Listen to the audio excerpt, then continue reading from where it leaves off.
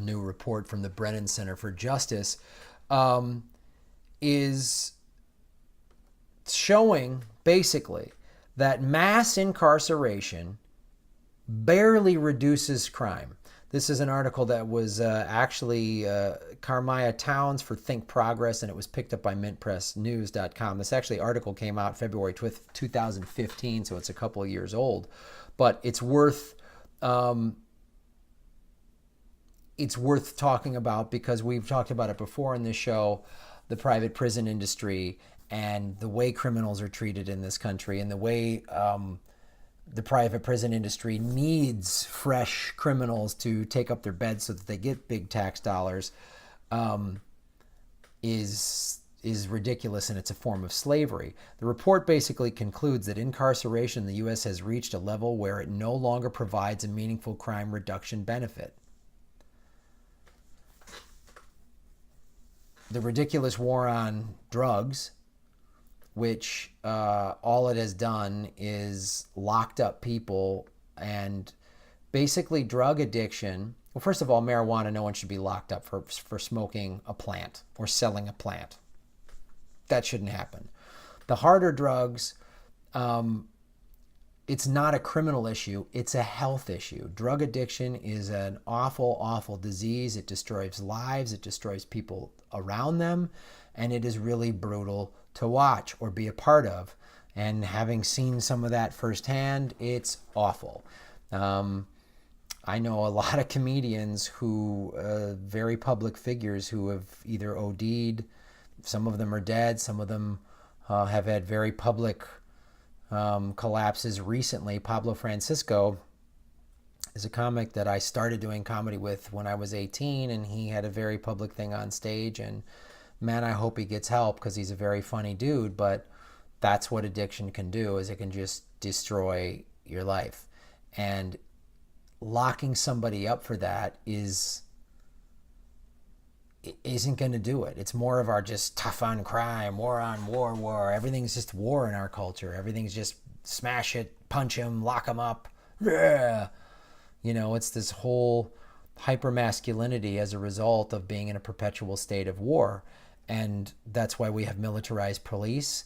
And that's why we treat mental illness like a disease that needs to be beaten up and locked up. And we treat addiction the same way.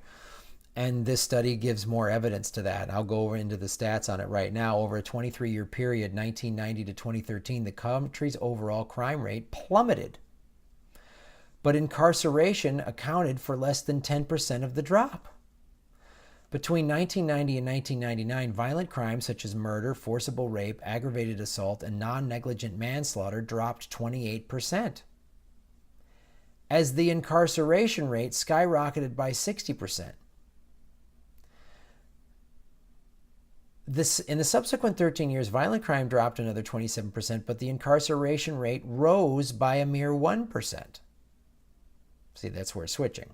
When compared to the 11 other factors like income growth, more policing, less alcohol consumption, incarceration only impacted 7% of the lower crime rate in the 90s.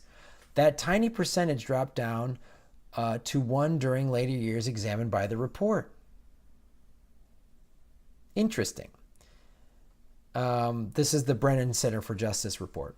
When researchers narrowed in on states with the largest prison populations, they also found that incarceration had a minimal effect on reducing criminal activity.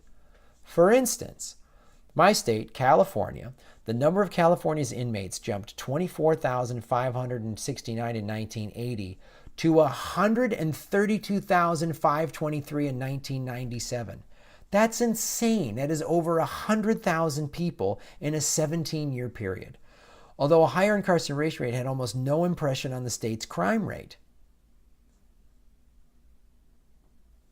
By 2013, there were 122,800 prisoners in California, and the incarceration had zero effect on crime. That's insane to me.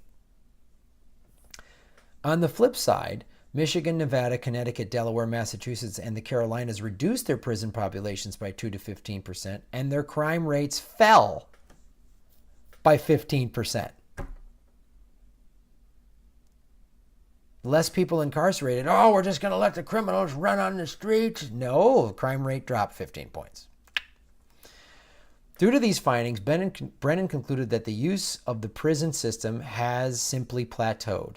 Incarceration in the U.S. has reached a level where it no longer provides a meaningful crime reduction benefit. In other words, more incarceration does not guarantee less crime. So the onus of criminal justice reform should explore alternative methods to counterproductive system of imprisonment.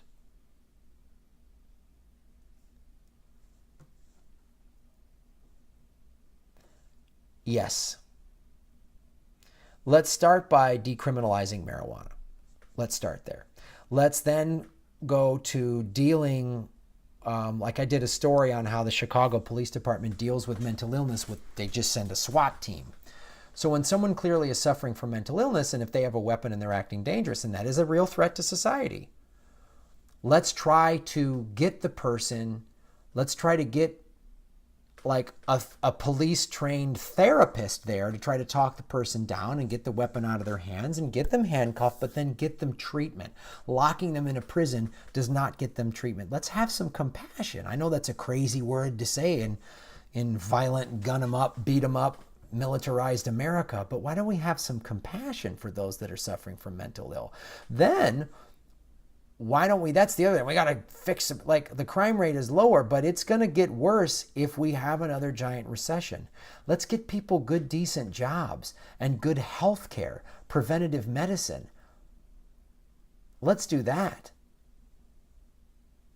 Then we're dealing with crime before it ever even starts, right? We're giving people opportunity, rather than no options. If you have no options, you're more likely to fall into crime. So, the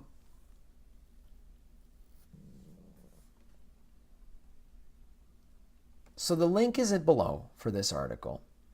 And I welcome any of your theories or thoughts or research or evidence about how we can reform the prison system in America. First of all, too, I forgot to suggest this. Let's get the private prison, get the corporations out of the prison industry, because corporations need prisoners to make a profit. It's just that simple. So we need them out of there. Okay? And look, serious violent felon offenders, yes, they need to be locked up. They're a danger to society, but let's not go out there and create prisoners. As I've talked about numerous times in the documentary 13th Amendment, right? Let's stop locking up an inordinate number of Black and Latino men, right? That's ridiculous. Let's reform. Let's come at some stuff with compassion. Let's try to make people's lives better versus just punishing them in just this constant state of militarized war, hyper-masculinity. It's ridiculous. I want to be proud of this country. I really do. I'd like to travel the world and be like, yeah, I'm an American. We're doing really good stuff. We're helping people. We're compassionate. We're helping the mental illness. Let's do that. Let's work on that. And the only way to do that is to start locally, which we talk about a lot on this show. Do what you can locally. Do what you can in your neighborhood, in your town, in your school district. Do those things. Talk about it with your church or your group or whatever you're part of, your atheist club, I don't care what. But talk about it and then actually implement it. Don't just, because if you just talk about it and everyone goes, yay, and pats themselves on the back, and then they go out in their daily life and don't give a shit, it needs action behind it. So thank you very much for watching this show and on the YouTube. And of course, you can listen to these on iTunes as well. And you get bonus content on patreon.com/Graham Elwood. Thanks for supporting the show.